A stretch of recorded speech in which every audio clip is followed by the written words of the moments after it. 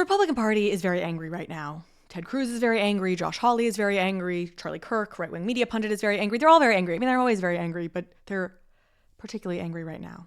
And it is all to do with a very technical and boring legal term, nationwide injunctions. Hey, everybody, we are in the midst of a nationwide injunction crisis. What do we do about it? Do we ignore the orders? Do we impeach the judges? That is Charlie Kirk talking about the nationwide injunction crisis. So what is this nationwide injunction crisis? How worried should we actually be about it? The truth is there's about 33% of truth in what the Republicans are saying, and then the rest of it is a figment of their own imagination. It is a story that the Republicans are very good at telling. We're going to talk about this bigger story they are telling and why you should be wary of it. My name is Carly Riley. This is the Carly P. Riley Show. I am trying to understand this moment in American history, in American politics, without being overly beholden to any one echo chamber, left or right, and come to my own conclusions about each of these issues. If that sounds interesting to you, would love to have you subscribe to the channel or share this episode if you get value from it. All right, let's start very briefly and try not to put anyone to sleep by describing what a nationwide injunction is. Simply put, a nationwide injunction is a court order that applies to more than just the plaintiffs who have brought the court case. So to give you a tangible example of this, I have spoken about USAID in the past. Folks probably know that the Trump administration essentially froze all spending for USAID. They basically shut down USAID, which arguably completely illegal because Congress has the power of the purse. Congress created USAID. They therefore have the power to either shut down USAID, to fund USAID, to not fund it. That all lives within Congress. The executive branch doesn't have that power. So lawsuits were filed, and a judge filed an order that forced the Trump administration to pay out $2 billion to organizations that were owed money for work they had already done via USAID. Now, only a certain number of plaintiffs were actually suing the government, but the judge forced the Trump administration to pay out everyone who was owed money based on contracts prior to a certain date. Now, Republicans are very good storytellers. Hypocrites and liars, definitely, but also very good storytellers. So they, of course, they're talking about nationwide injunctions. You heard Charlie Kirk talk about nationwide injunctions. Ted Cruz is talking about nationwide injunctions. But they're not only talking about nationwide injunctions. They have a whole story. It's part of a bigger master plan, a bigger conspiracy that we should all be worried about in Republican land. Let's hear Ted Cruz talk about this bigger story. Senator, we've got a lot to talk about in today's show, including nationwide injunctions against Donald Trump. Well, this is the latest evolution of lawfare, and the plan from the radical left, the plan from Democrat state attorneys general, the plan from left-wing activist groups is sue, sue, sue, and go to left-wing activist judges, particularly the ones that Joe Biden and Barack Obama put on the courts, and use them to try to shut down the entirety of the Trump agenda. It's not going to succeed, and it is unprecedented. Unprecedented!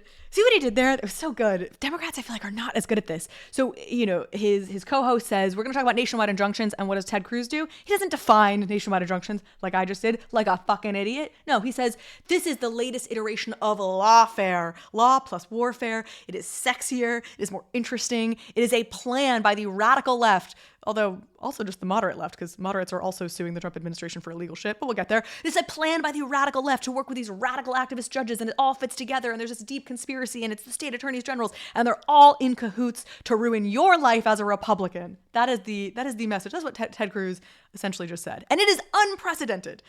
And look, Ted Cruz is not just saying this. He has some stats to back up the unprecedentedness.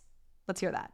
So, in 2 months, we've had more nationwide injunctions than 8 years of Bush, 8 years of Barack Obama, and 4 years of Joe Biden. Now, that in and of itself, both of those are a huge shift from what it's been historically. Now, in the entire 20th century, how many nationwide injunctions do you think there were? No clue. 27. Wow. So in 100 years, there were 27. Then in 20 years of Bush, Obama, and Biden, there were 32. And now in 2 months, there have been 37. This is a dramatic shift. This is a dramatic shift. To be fair, this is a dramatic shift. And he's not wrong. The numbers don't lie. There have been more nationwide injunctions issued under Trump than any other president previously by a long shot. But this is part of a trend that has been surging for 10 years. But do you know what else has been a dramatic shift? the way a president acts, the way Donald Trump has acted in his first 2 months in this second term of his, has been unprecedented. And this is where I have sympathy for conservative arguments. I get their point about there's been way more nationwide injunctions. There is an intellectual, nuanced debate to be had about nationwide injunctions and if they have gone too far in general. What I do not have sympathy for is the conservative pearl clutching over this, to act scandalized that when you have a president who has done an unprecedented number of unprecedented things, to be scandalized that there is an unprecedented reaction to that. They can't have it both ways. They both want to go on Fox News and on C-SPAN and tell you how unprecedented, God, take a shot every time I say that, this president has been. He promises made, promises kept. He is doing so much. He's accomplishing more than any president has accomplished in the first 2 months. He says at one point in this, Democrats are abusing the legal system. They're filing lawsuits. That's what the legal system is. Every action has an equal and opposite reaction, and you cannot act shocked that there's gambling going on in here, that you are having a reaction to what is an unprecedented amount of illegal shit being done by the Trump administration.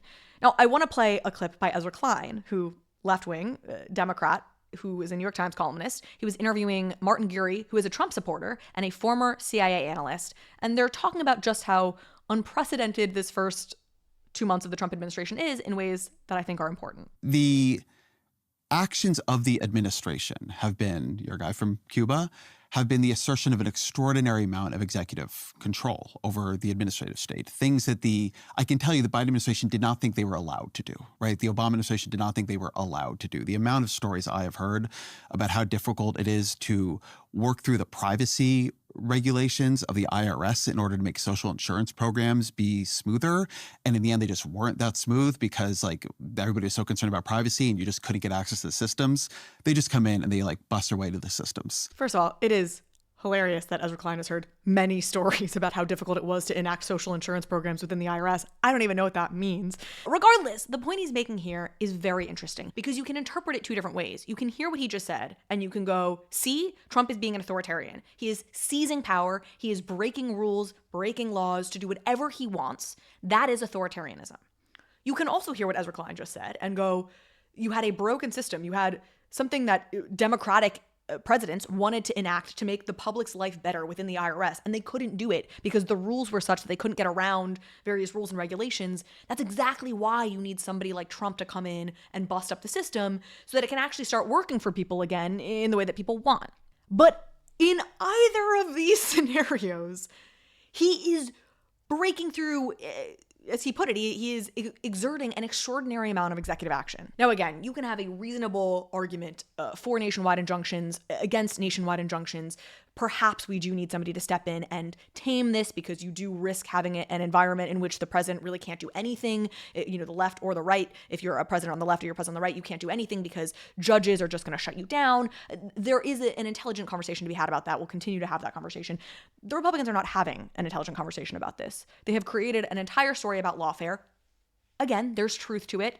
The Democrats did go too far in the lawsuits they brought against the Trump administration prior to 2024. I will stand by that. I think that is true. So they have basis for their arguments, but as they always do, they have taken this kernel of a legitimate grievance and turned it into something they are so scandalized by that they are talking about defying court orders and actually creating a constitutional crisis under the guise of responding to a constitutional crisis that they have made up, because filing lawsuits and judges who, by the way, are not radical activists, and I've done episodes on this.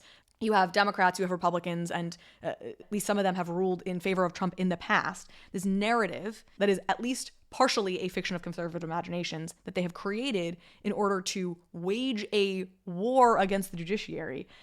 It is very frustrating. As Ezra Klein wrote, violating an unambiguous federal court order by defying its instructions would represent a significant breach of your authority and would be an escalation in abuse of separation of powers. It is so important to listen to the judiciary, that the executive branch listen to the judiciary to maintain separation of powers. But I'm kidding, because Ezra Klein didn't write that. Ted Cruz wrote that in 2015 when a Texas district court judge issued a nationwide injunction which stopped an Obama-era immigration policy. Because when a conservative judge was doing it to Obama, Ted Cruz suddenly had the utmost respect for the system. Separation of powers is paramount. We must follow these nationwide injunctions. And 10 years on, it's now an entirely different tune. This, again, most politicians, I think, are hypocrites and liars. The good ones can tell a good story. The Republicans have a very sexy story with their lawfare narrative. The reality is it's only 30% true. All right, folks, that is our episode for today. I hope you did enjoy. If so, please subscribe or comment or all the rest, and I will see you next time.